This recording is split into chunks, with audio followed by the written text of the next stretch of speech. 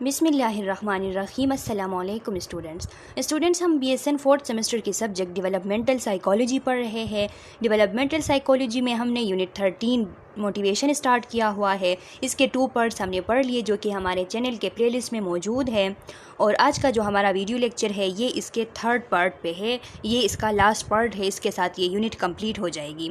तो students, video lecture को start करने से पहले आप लोगों से छोटी सी रिक्वेस्ट है कि हमारे चैनल लेक्चर्स बाय मुशरफ़ा अज़हर में अगर आप नए हैं तो चैनल को सब्सक्राइब करें, बेल आइकन को प्रेस करें ताकि आने वाली न्यू वीडियो लेक्चर्स की नोटिफिकेशन आप लोगों को मिल सके। और इस वीडियो लेक्चर को लाइक ज़रूर करें। तो स्टूडेंट्स, पिछली वीडियो लेक्चर में हमने कुछ थ्योरीज़ डिस्कस किए हुए थे, जिसमें से हमने जो हर्ट्ज़बर्ग का थ्योरी हमने पढ़ा था, और जो डेविड मैकक्लेलैंड है, इनका थ्योरी हमने डिस्कस किया था। आज हम इक्विटी थ्योरी पढ़ेंगे। इक्विटी थ्योरी क्या है? तो ये जो इक्विटी थ्योरी है, इक्विटी थ्योरी को समझने से पहले आप लोग पहले इक्विटी को समझे कि इक्विटी क्या होती है। इक्विटी का मतलब होता है फेयरनेस, कि अगर जो है इंसाफ हो, फेयरनेस हो किसी जगह में, जो 2 एम्प्लॉइज़ होते हैं, उन 2 एम्प्लॉइज़ के बीच जो है कोई उनके सैलरी के हिसाब से, उनके रिकॉग्निशन के हिसाब से कोई फ़र्क ना हो, तो इसको हम कहते हैं कि ये इक्विटी है। फॉर एग्ज़ाम्पल 2 बॉयज़ हैं जो कि दोनों ने जो है BSN किया हुआ है, और BSN के बाद उन्होंने MSN भी किया हुआ है। MSN के बाद तो उनकी जॉब लग गई है एक ही इंस्टीट्यूट के अंदर, और उस इंस्टीट्यूट में उनकी सैलरी का ये है कि एक की सैलरी जो है वो 3 लाख है और दूसरे की सैलरी जो है वो 2 लाख है। अब ये क्या हुआ? ये इनइक्विटी यहाँ पे आ गई। अब ये जो है फेयरनेस इसमें नहीं है, क्योंकि दोनों के जो डिग्रीज़ है वो दोनों जो है इक्वल डिग्रीज़ दोनों के पास है। दोनों ने एक ही टाइम पे जो है वो इदारा ज्वाइन किया हुआ है, लेकिन इनके सैलरी जो है इसमें अब फ़र्क आ गया है। एक को 3 लाख मिल रहे हैं, दूसरे को 2 लाख मिल रहे हैं। तो इसका मतलब ये है कि यहाँ पे जो है इक्विटी नहीं है, इनइक्विटी यहाँ पे आ गई है। तो स्टूडेंट्स, ये जो इक्विटी थ्योरी है, इसमें कहा जा रहा है कि लोग जो होते हैं वो मोटिवेटेड होते हैं अगर जो फेयरनेस है, जो इक्विटी है, उसको अगर मेंटेन रखा जाए तो उस वक्त जो एम्प्लॉइज़ होते हैं वो मोटिवेटेड होते हैं। अगर उनके और उनके साथ जो लोग काम कर रहे हैं उनमें कोई कंपैरिजन करके देखें तो उनकी सैलरी में उनको जो रिवार्ड दिए जा रहे हैं उनमें अगर इक्विटी होती है तो वहाँ पे एम्प्लॉइज़ जो है वो मोटिवेटेड होते हैं। यानी ये जो थ्योरी है इक्विटी थ्योरी, इसका बेस ही ये डिपेंड ही इस चीज़ पे करता है कि इंडिविजुअल्स जो होते हैं वो फेयरनेस की वजह से मोटिवेट होते हैं। मीन्स कि इसकी जो है ये उस चीज़ पे ही बेस करती है, यानी इक्विटी पे बेस करती है कि अगर इक्विटी हो तो तब जाके एम्प्लॉइज़ जो है वो मोटिवेट हो सकते हैं।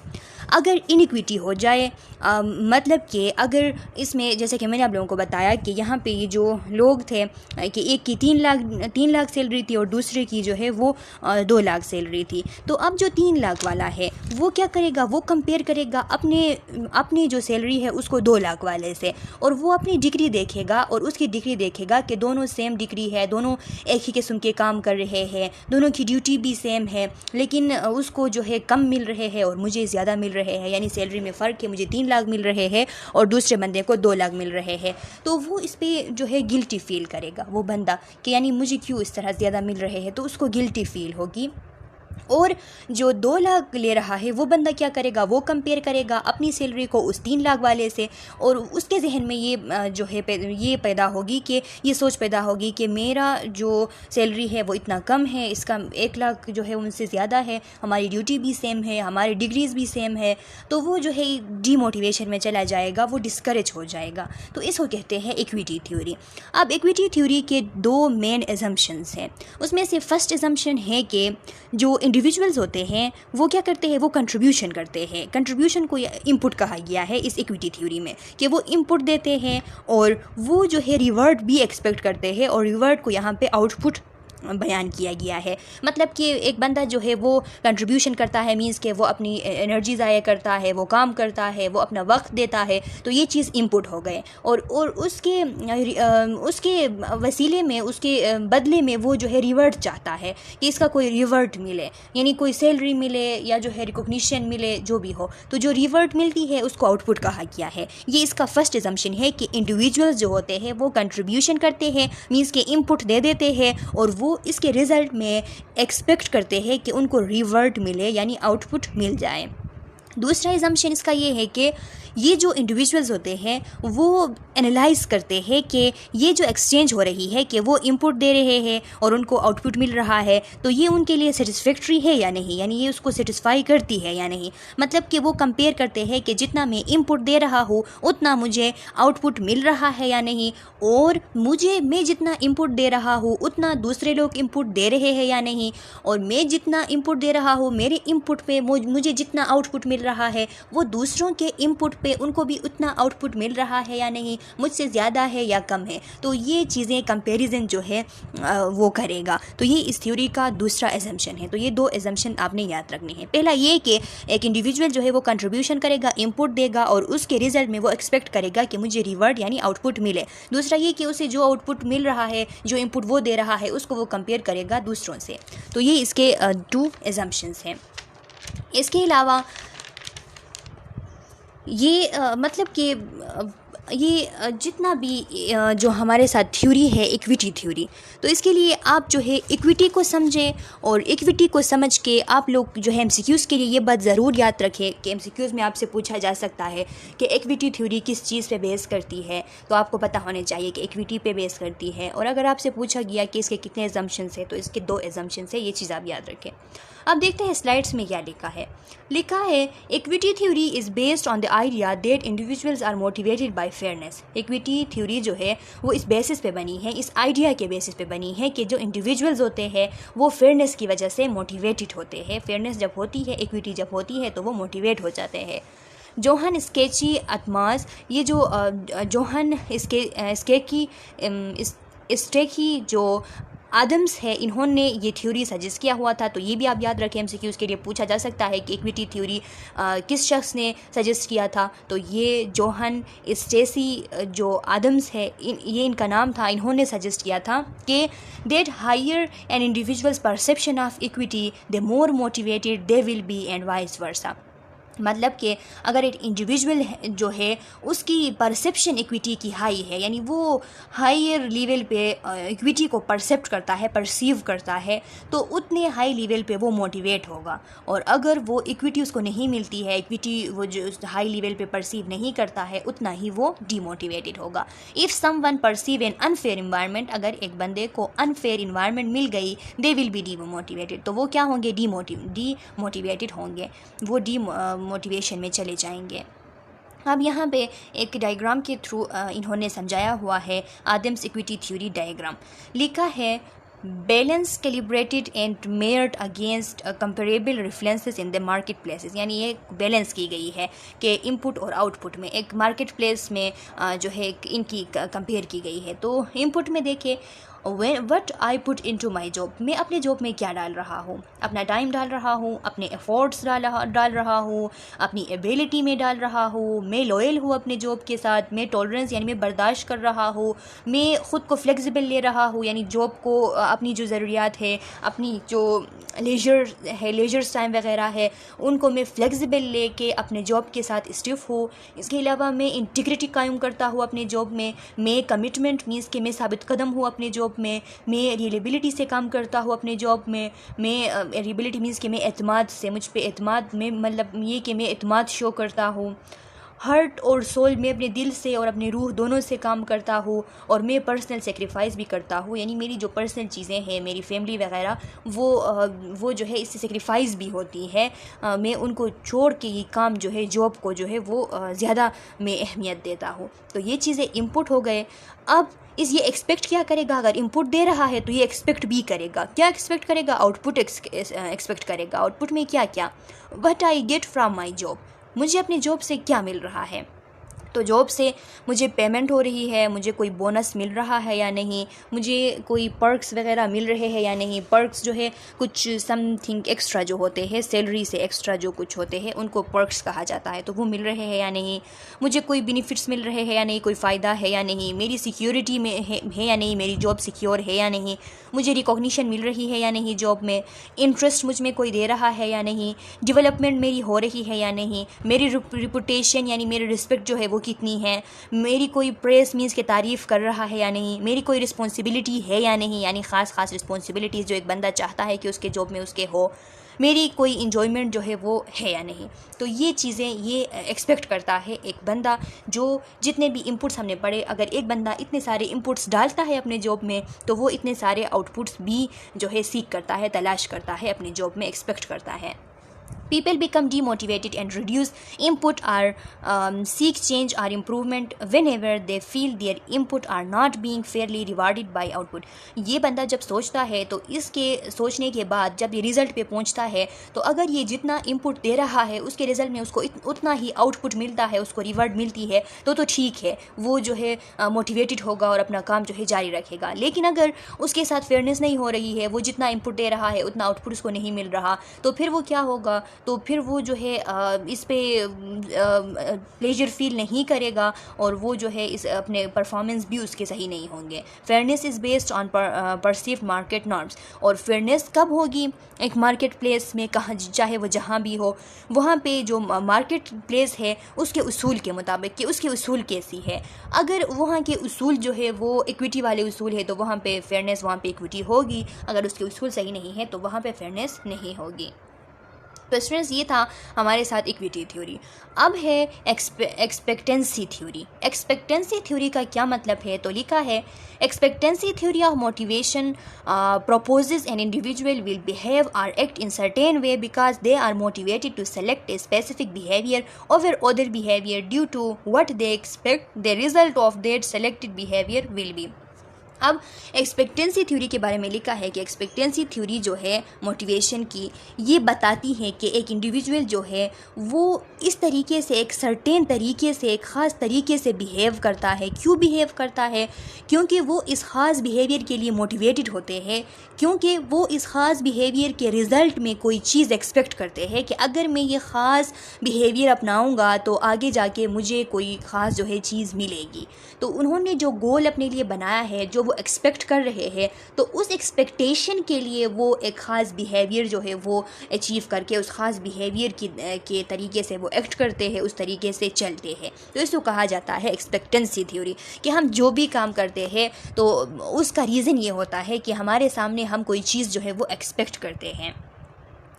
अभी यहाँ पे देखें कि एक बंदा जो है वो अफोर्ड कर रहा है, कोशिश कर रहा है, कोशिश उसको क्या करती है, वो कोशिश कर रहा है और परफॉर्मेंस कर रहा है और उसको कोई जो है रिवार्ड मिलने वाली है। फॉर एग्जांपल यहाँ देख ले, the employee believes that afford will result in acceptable performance. यहाँ पे जो एम्प्लॉई है उसने the employee values the reward, यानी ये एक बंदा जो है उसने क्या किया है, उसे पता है, वो इस बात पर यकीन रखता है कि अगर मैं कोशिश करूँगा तो मैं जो है एक एक्सेप्टेबल परफॉर्मेंस कर पाऊंगा, ऐसी परफॉर्मेंस जिसके थ्रू मुझे मेरा रिवॉर्ड जो है वो मिल सके। इसलिए वो कोशिश करता है, कोशिश के बाद क्या करता है, वो परफॉर्मेंस कर लेता है जो परफॉर्मेंस उसे करनी थी। तो the employee believes that acceptable performance will produce the desired reward. इसमें उसका बिलीव ये होता है कि पहले तो वो ये कोशिश करता है कि वो एक्सेप्टेबल परफॉर्मेंस कर सके। फिर जब एक्सेप्टेबल परफॉर्मेंस कर देता है तो कहता है, उसको ये यकीन होता है कि अगर मैं एक्सेप्टेबल परफॉर्मेंस कर सकूँ तो फिर जाके मैं रिवॉर्ड पे पहुँचूँगा, जो मेरा डिज़ायर रिवॉर्ड है उसमें पे पहुँचूँगा। जब वो करता है तो फिर उसको जो है वो रिवॉर्ड मिल जाती है और उस रिवॉर्ड की वो वैल्यू करता है, उसको बहुत ज़्यादा अहमियत देता है। तो यहाँ पे वीरोम जो थे, ये भी एक साइकोलॉजिस्ट थे, तो वीरोम ने इस एक्सपेक्टेंसी थ्योरी पे जो है इस पे काम किया था। क्या कहते हैं वीरोम? तो ये जो वीरोम का कहना ये था कि हम जो भी करते हैं, यानी हम जो कुछ हम करते हैं इसका एक वजह होता है कि हम कुछ एक्सपेक्ट करते हैं। कुछ जब हम एक्सपेक्ट करते हैं तो उस एक्सपेक्टेड चीज़ को हासिल करने के लिए हम कुछ करते हैं। फॉर एग्ज़ाम्पल, आप लोगों के लिए अगर मैं एग्ज़ाम्पल दूँ तो अभी आप लोग जो है, आप लोगों में से बहुत से स्टूडेंट ऐसे होंगे कि आप MSN के एडमिशन के लिए आप लोग जो है वो एक्सपेक्ट कर रहे होंगे अभी से कि आप जो है MSN में एडमिशन करेंगे। जब आप लोग अभी BSN पूरा करेंगे तो फिर आप लोगों में से बहुत सारे स्टूडेंट्स ऐसे होंगे कि वो एक्सपेक्ट करेंगे कि मेरा एडमिशन जो है वो MSN में किसी अच्छी यूनिवर्सिटी में हो जाए। तो फिर क्या होगा, उनको पता होगा कि इस MSN को करने के लिए, MSN में एडमिशन लेने के लिए मुझे एंट्री टेस्ट जो है वो पास करनी होगी। अब एंट्री टेस्ट पास करने के लिए क्या करना होगा, उन्होंने मेहनत करनी होगी।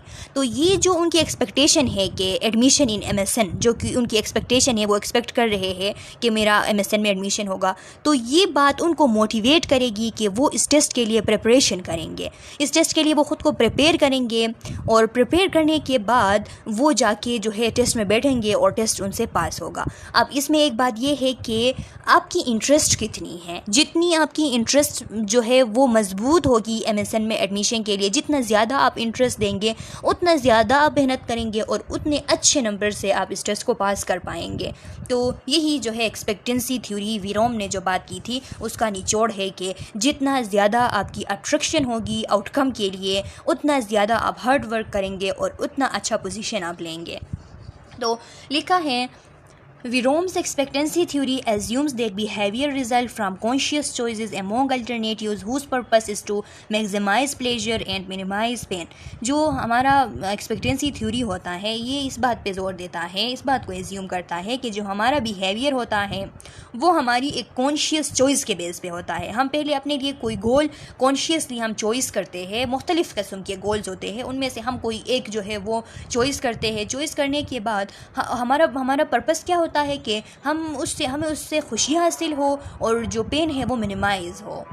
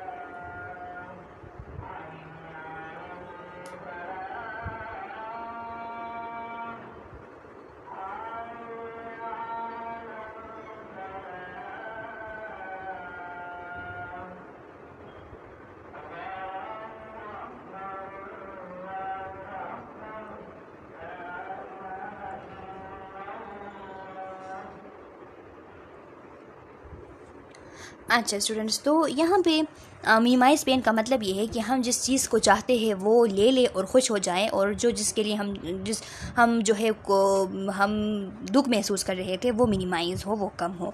तो यहाँ पे वीरोम जो है वो रियलाइज़ करते हैं, Vroom realise that an employee's performance is based on individual factors such as personality, skill, knowledge, experience and abilities. Vroom कहते हैं, उनका मानना था कि जो एम्प्लॉइज़ होते हैं, एम्प्लॉइज़ के जो परफॉर्मेंस है कि एक कंपनी में एम्प्लॉइज़ किस तरीके से परफॉर्म कर रहे हैं, तो ये उनके जो इंडिविजुअल फैक्टर होते हैं उनके बुनियाद पे होते हैं। यानी उनकी पर्सनैलिटी कैसी है, अगर पर्सनैलिटी एक बंदे की बिल्कुल ठीक है, अगर उसमें बहुत अच्छे स्किल्स है, अगर उसमें नॉलेज बहुत ज़्यादा है, अगर उसको एक्सपीरियंस ज़्यादा है, अगर उसके एबिलिटीज़ बहुत ज़्यादा है, अच्छे एबिलिटीज़ उसमें हैं, तो उसकी एक्सपेक्टेशन भी उतनी अच्छी होगी और उस एक्सपेक्टेशन को इतनी बड़ी होगी, यानी बड़ी वाली एक्सपेक्टेशन उसकी होगी, और उस बड़ी वाली एक्सपेक्टेशन को गेन करने के लिए वो मेहनत करेगा, हार्ड वर्क करेगा, तो फिर प्रोडक्टिविटी जो है उस कंपनी की वो भी इंक्रीज़ होगी। तो ये वीरोम का मानना था। अच्छा स्टूडेंट्स, अब है goal setting theory. Goal setting theory क्या है? Goal setting theory refers to the effect of setting goals on subsequent performance. Goal setting theory जो है ये इसका मतलब ये है कि इसमें जो इफ़ेक्ट होते हैं गोल सेट करने के, जो इंडिविजुअल के परफॉर्मेंस पे गोल सेट करने के जो इफ़ेक्ट होते हैं उनका बताता है गोल सेटिंग थ्योरी में। Researchers Edwin Locke found that individuals who set specific difficult goals perform better than those who set general easy goal. अब ये एक रिसर्चर थे एडविन लॉग, इन्होंने गोल सेटिंग थ्योरी पे काम किया था। ये बताते हैं कि वो इंडिविजुअल जो एक ख़ास स्पेसिफिक और डिफ़िकल्ट गोल, मुश्किल गोल अपने लिए सेट करते हैं तो वो बेटर परफॉर्म करते हैं बनस्बत उन लोगों के जो जनरल और इजी गोल सेट करते हैं। यानी गोल जितना डिफ़िकल्ट हो, गोल आपका जितना स्पेसिफिक हो, उतना आपकी परफॉर्मेंस भी अच्छी होगी। Log propose 5 basic principles of goal setting. Log ने 5 जो है बेसिक प्रिंसिपल्स बताए अपने लिए गोल सेट करने का, कि वो कौन से है। सबसे पहले कि वो उसमें क्लियरिटी हो, वो गोल जो आप सेट कर रहे हो क्लियरिटी उसमें हो, गोल क्लियर हो, चैलेंज उसमें हो, चैलेंजिंग हो, कमिटमेंट हो, आप साबित कदम रहे उसमें, उसके लिए जो है फीडबैक मिले, और उसमें जो टास्क है वो कम्प्लेक्स हो। तो इनको अभी जो है डिफ़ाइन कर रहा है कि जो इफ़ेक्टिव गोल सेटिंग प्रिंसिपल्स है वो 5 है। अब आपने ये याद रखना, MCQs बन सकती है कि गोल सेटिंग थ्योरी के मुताबिक इफ़ेक्टिव गोल सेटिंग प्रिंसिपल्स कितने हैं, तो 5 है। सबसे पहला है क्लियरिटी। क्लियरिटी क्या है?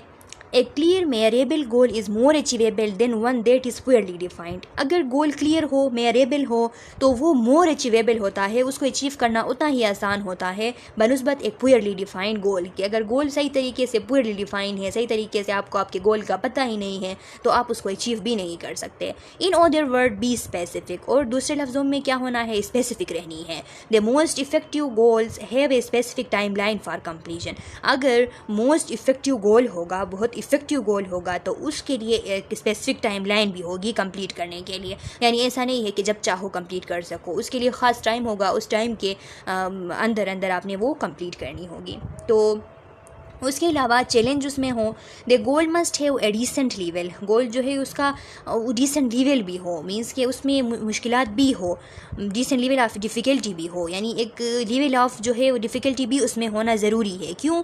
इन order to motivate you to strive toward the goal, ताकि वो आपको मोटिवेट कर सके कि आप उसके लिए कोशिश करो, आप उसके लिए जो है स्ट्राइव करो, यानी उसके पीछे लगो, उसके लिए कोशिशें करो। तो ये ज़रूरी होता है कि गोल जो है उसमें थोड़ी चैलेंज जो है वो होनी चाहिए। Commitment, put purposeful effort into meeting this goal. अब आप जो है उस पर साबित कदम रहेंगे, आप जो है पर्पसफुल कोशिश करेंगे उस गोल को पाने के लिए, उस गोल को मीट करने के लिए। Share your goal with someone else, अपना गोल जो है वो दूसरे के साथ भी शेयर करेंगे, दूसरों को बताएंगे। क्यों? In order to increase your accountability to meet that goal, क्योंकि आपको ये एहसास हो कि मैं अगर ये गोल हासिल ना कर पाऊँ तो मैंने सबको बताया है, अभी मैंने इन सबको बताया है, तो अंदर ही अंदर ये बात होती है कि अगर खुदा ना खास्ता मैं ये गोल हासिल ना करूँ तो मुझे इन सब के सामने जवाबदेह होना पड़ेगा। तो इस वजह से, इस सेंस से आप और मेहनत करते हो, तो इसलिए अपने गोल दूसरों के साथ शेयर करना अच्छी बात है। Feedback, set up a method to receive information on your progress toward a goal. कोई ऐसा मेथड आप अपने लिए सेट करें कि आप जिस तरीके से प्रोग्रेस करते जा रहे हो तो उस पर आपको उस मेथड के थ्रू फीडबैक मिल सके कि आप प्रोग्रेस कर रहे हो या आपसे कोई गलती हो रही है, इस पर आपको फीडबैक मिल सके। तो फीडबैक मिलेगा तो अगर गलती होगी तो उनको आप सही करेंगे, और अगर प्रोग्रेस का आप लोगों को पता चलेगा तो आप लोग जो है कॉन्फिडेंट होंगे। टास्क कम्प्लेक्सिटी, टास्क जो है कम्प्लेक्स होना चाहिए। If a goal is specially complex, अगर गोल स्पेशली कम्प्लेक्स है, make sure you are give yourself enough time to overcome the learning curve involve in the completing the task. तो इस बात को यकीनी बनाए, अगर आपका गोल जो है वो स्पेशली कम्प्लेक्स गोल है तो इस बात को यकीनी बनाए कि आप उस कम्प्लेक्स गोल को अचीव करने के लिए उसके लिए जो लर्निंग कर्व है उसको ओवरकम कर पा रहे हो या नहीं। उस टास्क को कंप्लीट करने के लिए जो कर्व होती है, लर्निंग कर्व, उसको आप उसको जो है ओवरकम कर पा रहे हो या नहीं, ये आपने यकीनी बनानी है। यहाँ पे एक गोल सेटिंग थ्योरी जो है वो आपको डायग्राम के थ्रू बताया गया है। ये एक एम्प्लॉइज़ के लिए है जो काम करते हैं मुख्तलिफ फैक्ट्रीज़ वगैरह में, कंपनीज़ में। तो उनके लिए है कि क्या करना चाहिए गोल सेटिंग थ्योरी के मुताबिक। सबसे पहले जो है इंक्लूड एम्प्लॉई इन गोल सेटिंग। गोल सेट जब कर रहे हो तो उस टाइम एम्प्लॉइज़ को उसमें इंक्लूड करना चाहिए, यानी वो एम्प्लॉई जो है वो भी उसमें बात कर सके कि गोल किस तरीके से जो है बनाया जाए, वो भी उसमें बात कर सके, तो उनको उनमें इंक्लूड करना चाहिए। उसके बाद tie goals to work unit, यानी वो जो गोल आपने बनाया है वो सारे वर्क यूनिट में आपने बताना है। Set specific goal, specific goal आपने सेट करनी है, सही स्पेसिफिक वाला गोल आपने सेट करनी है। आज supervisor to set their goals, और सुपरवाइज़र जो है उससे भी आपने कहना है कि हमारे लिए गोल्स जो है वो सेट करे। होल्ड परफॉर्मेंस मीटिंग आप रखें ताकि आपको फीडबैक मिल सके कि किस तरीके से आपकी परफॉर्मेंस जा रही है। ऑनगोइंग फीडबैक एंड कोचिंग भी रखिए कि आपको साथ में सिखाया भी जाए और जो है फीडबैक भी आपको मिले, तो इसका भी बंदोबस्त करें। Ensure focus on relevant areas, जो आपकी रिलेवेंट एरियाज़ है आपके गोल से रिलेटेड उस पर फोकस करें। Align revert system with result, अगर रिजल्ट अच्छा हो तो कोई ऐसा सिस्टम हो जो आपको रिवर्ट दे सके, तो इससे ये होता है कि रिवर्ट के एहसास से ये होता है कि मोटिवेशन ज़्यादा होती है। अच्छा स्टूडेंट्स, अब है रेनफोर्समेंट थ्योरी। रेनफोर्समेंट थ्योरी क्या है, तो इसको हमने स्टार्ट में भी डिस्कस किया था पार्ट 1 में। A consequences that strengths a behaviour, ये एक ऐसे कंसिक्वेंसेस है, इसके जो रेनफोर्समेंट है इसके नतीजे ऐसा निकलता है कि इससे एक बिहेवियर जो है वो स्ट्रेंथन्ड हो जाती है, एक बिहेवियर मजबूत हो जाती है रेनफोर्समेंट के रिजल्ट में। रेनफोर्समेंट जो है इसके 2 टाइप्स है, पॉजिटिव रेनफोर्समेंट और नेगेटिव रेनफोर्समेंट। अब पॉजिटिव रेनफोर्समेंट क्या है, नेगेटिव रेनफोर्समेंट क्या है, तो इनकी जो है सिंपल एग्जांपल्स मैंने पार्ट 1 में भी दिया है, वो एग्जांपल भी आप फॉलो कर सकते हैं। अगर आपको वो एग्जांपल देखने हैं तो पार्ट 1 में भी आप देख सकते हैं। और जब हम बिहेवियरिज्म पढ़ रहे थे तो वहाँ भी मैंने आप लोगों को डिटेल से समझाया था कि पॉजिटिव रेनफोर्समेंट क्या है, नेगेटिव रेनफोर्समेंट क्या है। अब यहाँ पे लिखा है giving something good increase desired behaviour, अगर आप किसी को कुछ अच्छा देंगे, अगर कोई बंदा अच्छा काम कर रहा है और आप उसके उस बिहेवियर से, उस अच्छे काम से, उस अच्छे बिहेवियर से खुश है, तो आप उसको कुछ देंगे, कुछ अच्छा देंगे। जब आप उसको कुछ अच्छा देंगे तो उसकी खुशी में वो जो आप चाह रहे हो, जो बिहेवियर आप चाह रहे हो कि अच्छा बिहेवियर है या कायम रहे, तो वो कायम रहती है, वो इंक्रीज़ हो जाती है। नेगेटिव रेनफोर्समेंट वो है taking away something bad increase desired behaviour, उस डिज़ायर्ड बिहेवियर को, जो बिहेवियर आप चाहते हो, जो अच्छा वाला बिहेवियर है, उसको इंक्रीज़ करने के लिए आप कोई चीज़ जो है उस बंदे से दूर ले जाए, ताकि उस चीज़ को दूर करने से वो बंदा जो है उसकी डिज़ायर्ड बिहेवियर जो है वो इंक्रीज़ हो जाए, जो बिहेवियर आप चाहते हो। तो अब है पनिशमेंट क्या है, punishment apply something bad reduce undesired behaviour, कोई अनडिज़ायर्ड बिहेवियर है, आप चाहते हो कि वो बंदा जो जिसके लिए भी आप चाहते हो कि वो ये बिहेवियर ना अपनाए, तो उसके लिए अगर कुछ आप उसके साथ बुरा करेंगे उसको करने पे, तो उस बुरा करने को वो हमेशा याद रखेगा और वो जो अनडिज़ायर्ड बिहेवियर है उसको रिड्यूस करेगा, इसको कहते हैं पनिशमेंट। यहाँ पे रेनफोर्समेंट थ्योरी आप देख सकते हैं स्टूडेंट्स के रेनफोर्समेंट के रिज़ल्ट में क्या होता है। रेनफोर्समेंट के रिज़ल्ट में इसके कंसिक्वेंसेस के रिज़ल्ट में इस तरह होता है कि आप जो है कोई रिवॉर्ड देते हो तो उससे भी एक बिहेवियर जो है वो बन जाता है। अगर आप किसी बिहेवियर को ना चाहते हो कि वो ना बने और उसके रिज़ल्ट में आप पनिशमेंट देते हो, तो आप जो बिहेवियर चाहते हो वो होता है। और मतलब कि आप जो है उसको इनके थ्रू, रेनफोर्समेंट के थ्रू और पनिशमेंट के थ्रू अगर रिवार्ड जो है ना भी दे, आप जो है इनके थ्रू उसको समझाने की कोशिश करें, तो फिर जो है वो बिहेवियर बन जाती है। यानी रेनफोर्समेंट आप जितना करें, चाहे आप पॉजिटिव रेनफोर्समेंट करें, नेगेटिव रेनफोर्समेंट करें, यानी जो पनिशमेंट होता है उसमें आप चीज़ छीन लेते हैं ना, उसको रिवार्ड देते नहीं है, नो रिवार्ड होता है कि आप उससे वो चीज़ जो है वो छीन लेते हैं। तो जब छीन भी लेते हैं तो फिर क्या होता है, उसका बिहेवियर बन जाता है। या आप उसको कुछ जो वो नहीं चाहता है वो चीज़ दे देते हैं पनिशमेंट में, तो वो बिहेवियर जो है सही से बन जाती है। या फिर रिवर्ड, इसमें रिवर्ड में आप इस तरह करते हैं कि उसको कुछ पॉजिटिव जो रेनफोर्समेंट है उसमें कुछ दे देते हैं, तो उससे भी उसकी बिहेवियर जो है वो बन जाती है, जो बिहेवियर आप चाहते हो। अब देखिए सक्सेस क्या है, the accomplishment of an aim और पर्पस। अगर आपका कोई मकसद है, कोई पर्पस है, कोई एम है, वो एकम्प्लिश हो गया, वो कंप्लीट हो गया, तो ये आपकी कामयाबी है। फेलियर क्या है, फेलियर इज ए स्टेट और condition of not meeting A desirable और इंटेंडेड ऑब्जेक्टिव्स। आपने जो अपने लिए ऑब्जेक्टिव्स बनाए थे, आपने जो अपने लिए एक डिज़ायरेबल कोई जो ऑब्जेक्टिव्स बनाए थे, आप जो चाहते थे, अगर वो आपको मीट ना हुआ, वो आपको ना मिला, तो इस स्टेट को हम कहते हैं ये फेलियर है। प्रेस क्या है, praise refers to positive evaluation made by a person of another product, performance or attribute. यानी किसी और के परफॉर्मेंस पे, किसी और के प्रोडक्ट्स पे या किसी और के जो एट्रीब्यूट्स होते हैं उन पे अगर आपने पॉजिटिव इवैल्यूएशन उसकी की, उसकी फॉर एग्जांपल आपने तारीफ़ करना ही हम कहते हैं, उसकी तारीफ़ की। पॉजिटिव इवैल्यूएशन मीन्स का मतलब है कि आप उसकी तारीफ़ आपने किया, तो ये प्रेस हो गया। क्रिटिसिज्म क्या है? The activity of making careful judgement about the good and bad qualities of something. किसी की चीज़ के अच्छे और बुरे क्वालिटीज़ जो है उनका अगर आपने बहुत केयरफुली, बहुत जो है अंदरूनी से आपने उस पर बातें की, आपने उस पर एक्टिविटी किया, तो फिर जजमेंट किया, तो इसको कहते हैं क्रिटिसिज्म, यानी तनकीद करना। Effect of press.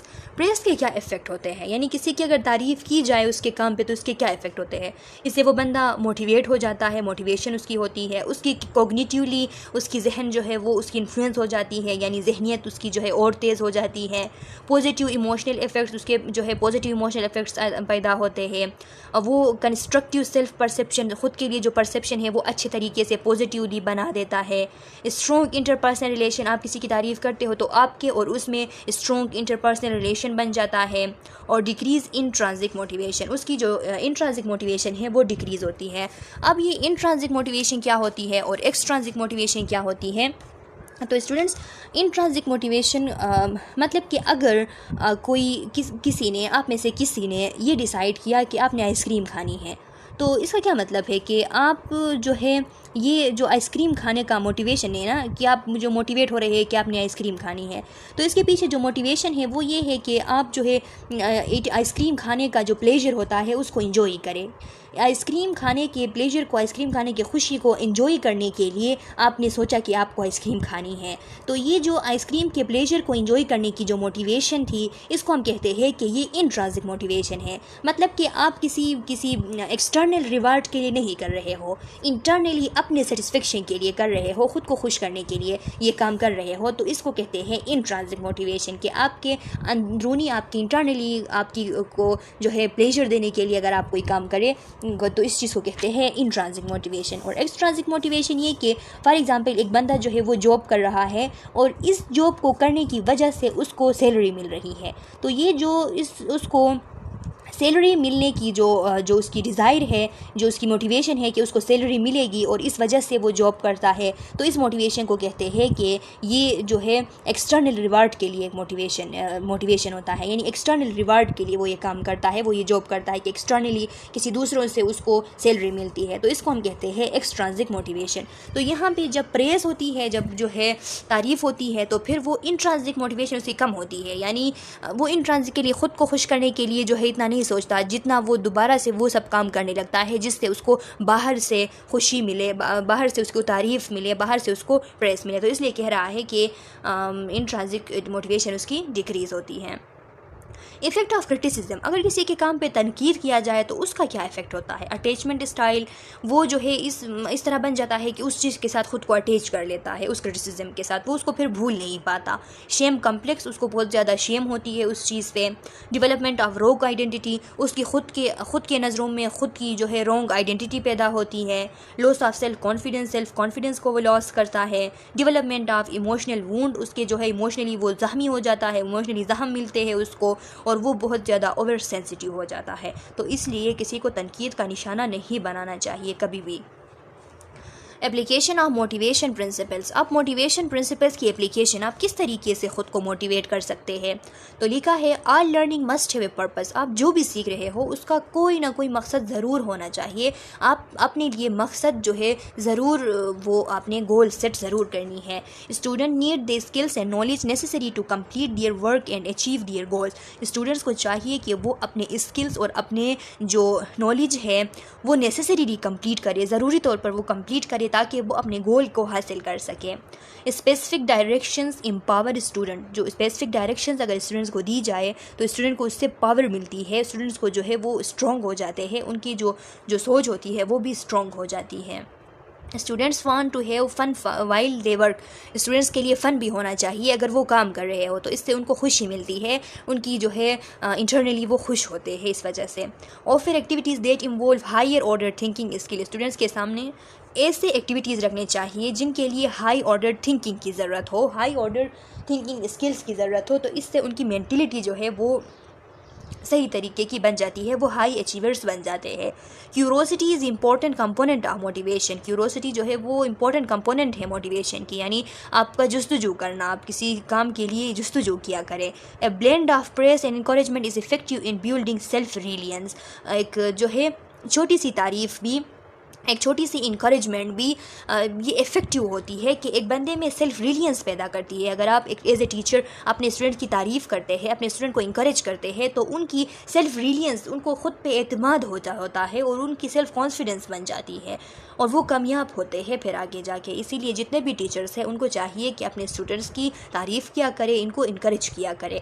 A combination of extrinsic and intrinsic rewards, यानी एक्सट्रांजिक रिवार्ड भी देने चाहिए और इंट्रांजिक रिवार्ड भी होनी चाहिए। एक्सट्रांजिक रिवार्ड्स का मतलब ये है कि आपको जो बाहर से जो दूसरे लोग हैं उनसे जो आपको रिवार्ड मिलते हैं वो, और जो इंट्रांजिक रिवार्ड है इसका मतलब ये है कि आप अपने लिए कोई काम जो है उसको सक्सेसफुली कर लेते हो तो उससे आपके दिल को खुशी मिलती है। ये आपका इंट्रांजिक रिवार्ड हो गया कि आपको सेटिस्फेक्शन मिल गई, कोई भी काम सक्सेसफुली पूरा हुआ तो आपको उससे सेटिस्फेक्शन मिलती है, वो आपकी इंट्रांजिक रिवार्ड होती है। तो इंट्रांजिक रिवार्ड भी होनी चाहिए और एक्सट्रांजिक रिवार्ड भी होनी चाहिए, बाहर से भी कोई रिवार्ड मिलनी चाहिए, यानी कुछ जो है वो होना चाहिए स्टूडेंट्स के लिए।